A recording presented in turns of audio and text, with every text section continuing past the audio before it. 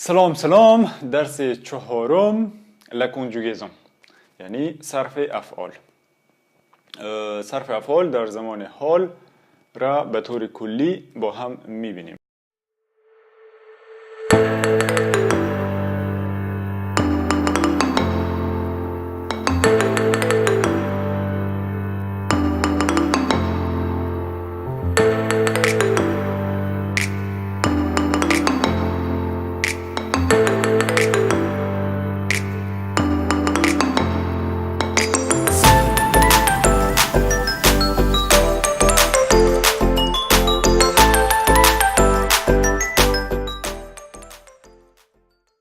چیزی که مهم است که در فرانسه تمام افعال به سه گروه تقسیم میشه. 3 groupes de verbes. در سه گروه. گروه اول ورب هایی هستند که در er ختم میشن.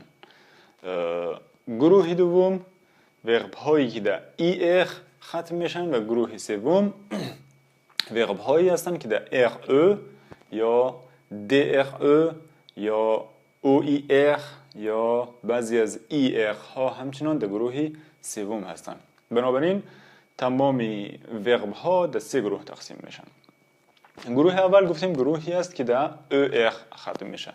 این گروه راحت ترین گروه است، از نظر صرف فعلش راحت ترین است و یک قانون داره. در کلی ورب ها تقریبا اون قانون اجرا میشه. مثلا برای فعل manger je mange آخرش در او، فقط ایغش خط خورده. je mange tu manges آخرش در او اس ختم میشه.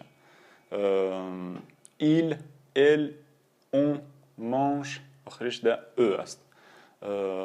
nous mangeons آخرش در ons. vous mangez آخرش او زد. و il و elle pluriel یعنی جمع در ENT ختم شده و تلفظش هست il mange یا elle mange.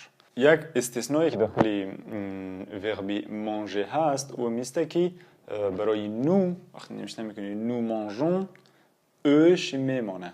از خاطر اگر او رو نمانیم خوانده میشه nous mangeons. بنابراین برای manger او همیشه میمانه. nous mangeons. voyager همچنان. voyager هم اون مرخ هم از ورب هایی است که اوش برای نو میمانه. ولی مثلا ورب دیگه مثل jouer، مثلا jouer je joue tu joues il elle on joue nous jouons داخل nous jouons دیگه اوی jouer اونجا نمیمانه. ons آخرش در ons خلاص میشه. vous jouez il elle joue اوناش دیگه مثل هم است.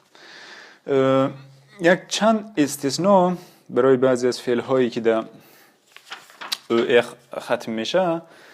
فعل acheter مثلا. فعل acheter یعنی خریدن.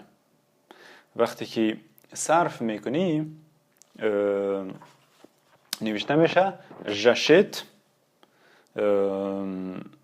اوی قبل ت یک اکسان میگیره، اکسان گراو. achète j'achète. برای تو همچنان tu achètes il elle on achète nous achetons اینجا دیگه اکسان نمیگیره. nous achetons vous achetez il elle achètent. هر دفعه که اکسان میگیره صدایش میشه ا. il achète یا elles achètent. ولی برای نو و وو خاطر که اکسان نمیگیره اما صدای او رو میده. nous achetons vous achetez. voilà. یک مثال دیگه فعل répéter یعنی تکرار کردن. همچنان répéter هر دو ای که داخلش هست اکسان های ایگو دارن. ولی وقتی که صرف میشه برای je tu و il و elle و on اکسان دوم اکسان ای دوم فرق میکنه. اما رقم که میبینید خوانده میشه je répète نوشته میشه je répète tu répètes il elle on répète nous répétons vous répétez il و ال رپت. اینجا برای نو و برای وو اکسون ها تغییر نمیکنه، ولی برای بقیه از اونو اکسون هایشان اکسون دوم تغییر پیدا میکنه. چند استثنای دیگه از چند ورب دیگه، مثلا وربی پیه. پیه یعنی پرداخت کردن. پیه نوشته میشه پی آ ایگرگ او ار، ولی وقتی که صرف میشه ایگرگ تبدیل میشه به ای. je paie, tu paies, il, elle, on paie, nous payons, vous payez, il, elle paie. یک استثنای دیگه است. وربی بعدی یک مثال دیگه وربی envoyer. envoyer همچنان اینجا هم y تبدیل میشه به ای. j'envoie, tu envoies, il, elle, on envoie, nous envoyons, vous envoyez, il, elles envoient. اینجا میبینید برای نو و برای وو امو ایگرک مانده، ولی برای دیگهایشون تبدیل به ای شده. ورب های گروه دوم ورب هایی هستند که در ای ار ختم میشن. مثل وربی فینیر. فینیر یعنی تمام کردن. بنابراین برای جو میگی جو فینی، آخرش در اس خلاص میشه. تو فینی همچنان اس. il, elle, on finit، آخرش در ت خلاص میشه. nous finissons، آخرش در 2s ons خلاص میشه. vous finissez، 2s e z تمام میشه و il, elle finissent، 2s e n t. این قانون برای ورب های گروه دوم هستند. مثلا یک مثال دیگه وربی choisir. choisir یعنی انتخاب کردن. je choisis s، tu choisis s، il choisit یا elle choisit یا on choisit، آخرش در ت ختم میشه. nous choisissons، 2s o n s. vous choisissez، آخرش در 2s e z ختم میشه و il, elle choisissent، il, elle choisissent در 2s e n t ختم میشه. تمامی فعل هایی که در گروه دوم هستن آخرایشان اینمی رقم ختم میشن. ولی تمام فعل هایی که در ای ار ختم میشن در گروه دوم نیستن. چرا رقم بفهمیم که ورب هایی که در ای ار ختم میشن آیا در گروه دوم هستن یا در گروه سوم؟ برای نو همیشه 2s ons میگیره، یا برای وو همچنان 2s ez، یا برای il, elle هم همچنان 2s ent. مثلا finir یا choisir، اما رقمی که دیدیم finir، nous finissons، vous finissez، ils finissent. یا choisir، nous choisissons، vous choisissez، ils, elles choisissent. هر دفعه که ای 2s هست اینا جزو گروه دوم هستند، بغیر از او جزو گروه سوم یا گروه بقاعده ها هستند. حالا این بود گروه دوم. حالا میپردازیم در گروه سوم. برای مثال فعلی boire یعنی نوشیدن. je bois، برای صرفش je bois، tu bois، il, elle, on boit، nous buvons، vous buvez، il, elle boivent. یک مثال دیگه از فعلی که آخرش در DRE ختم میشه مثل وربی entendre. entendre یعنی شنیدن. وقتی که صرف میکنی میگی j'entends، آخرش در DS ختم شده. tu entends، DS، il entend، elle entend، on entend، آخرش در D. nous entendons، آخرش در D-O-N-S ختم میشه. Vous entendez آخرش در D-E-Z. Ils, elles entendent آخرش در D-E-N-T ختم میشه.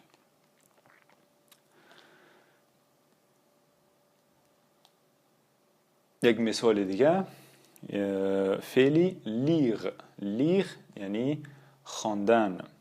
من میخوانم je lis. تو میخوانی tu lis. او میخواند il elle lit. یا on lit.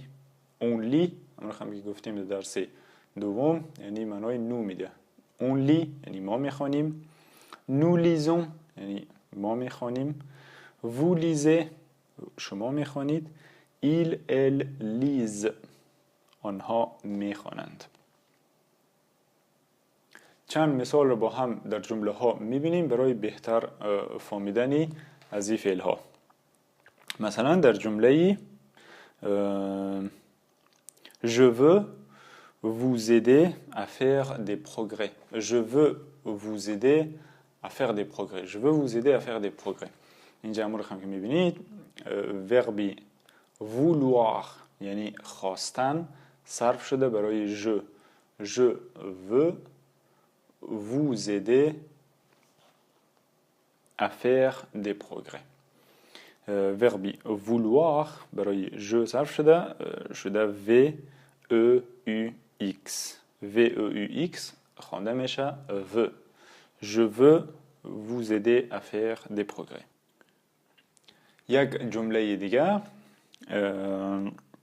nous savons lire et écrire یعنی ما نوشتن و خواندن بلدیم یا میدانیم.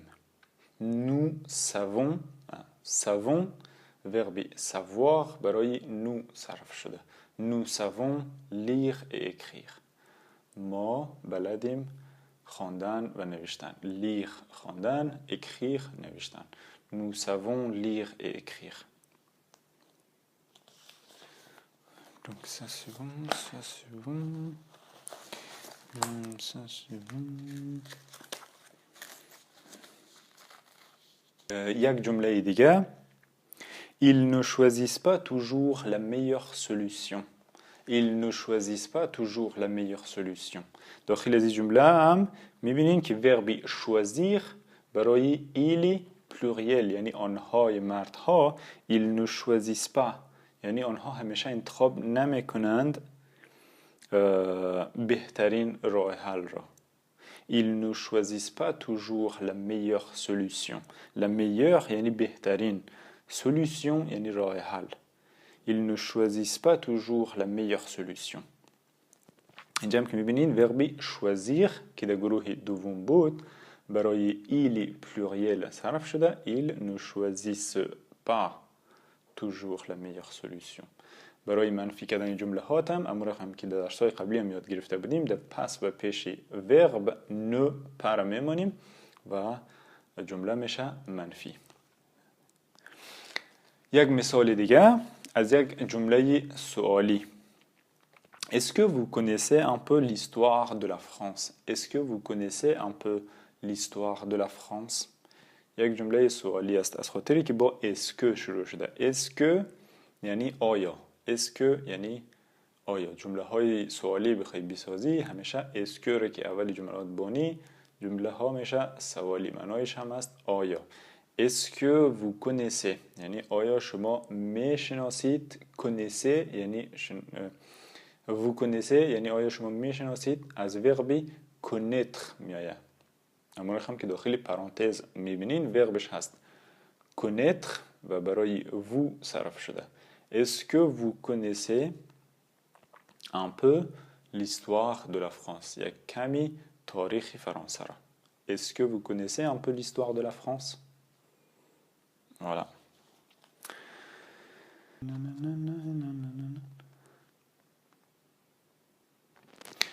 یک مثال دیگه nous lisons vos messages avec plaisir et nous répondons rapidement.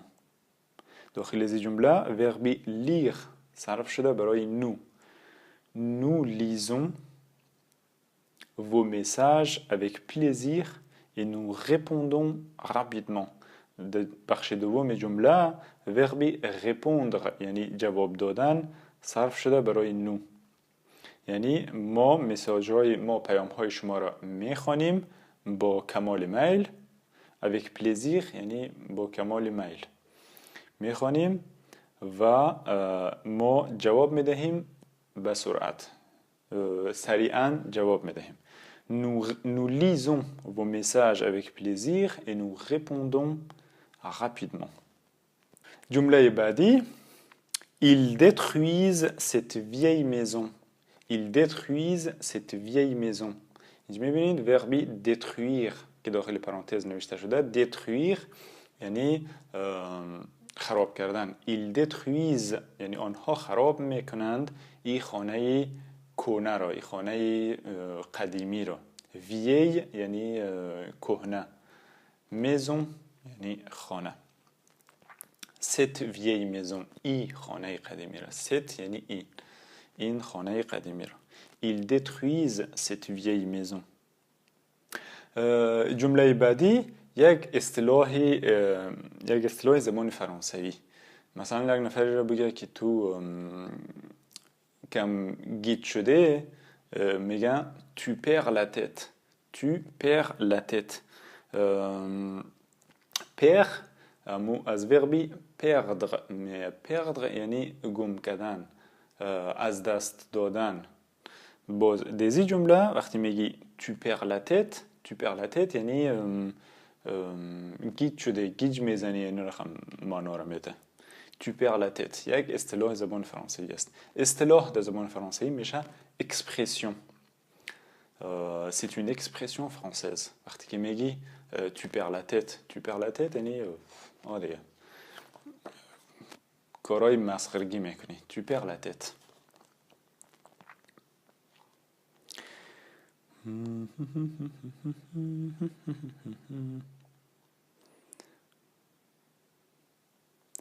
یک جمله دیگه و این جمله آخر باشه.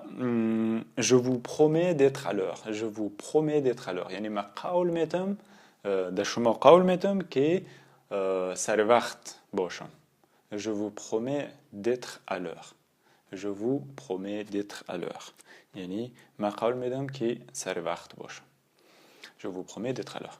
والا این بود درس سوم درباره صرف افعال در زمان حال و پرزن. یک کم ذره زیاد بود، میفهمم سخت است، ولی باید بخوانید و ادامه بدید، یاد میگیرید. یک چیز دیگه هم بگیم که ممکنه سخت در نظر بیاید، ولی باید تلاش همیشه باشه تا یکی یاد بگیرین. ممکنه در نظر آدم بیاید که یاد نگرفتم، من این همه خوانده رئیسم، یاد نمیگیرم، این چیزا. او رقم نیست. تلاش باید باشه، ولی نتیجهش اینمالی ممکنه نباشه. تلاش عالی میکنین، نتیجهش ممکنه 1 سال بعد، 2 سال بعد او زمان نتیجهش میبینین. تلاشایی که عالی میکنین نتیجهش در او زمان میبینین. پس بنابراین تلاش را ادامه بدین، نتیجهش حتما میاد و ناامید نباشید. زبان در یک روز دو روز آدم یاد نمیگیره. زبان با مرور زمان میآید، بنابراین زیاد عجله هم نباید داشته باشید. و دیگه این بود درس دوم. امید که مفید بوده باشه و بتون استفاده کنین و در بهبودی زبانتان دیتان کمک کنه. تا درس بعدی، ciao ciao, bon courage, bonne chance et puis à la prochaine.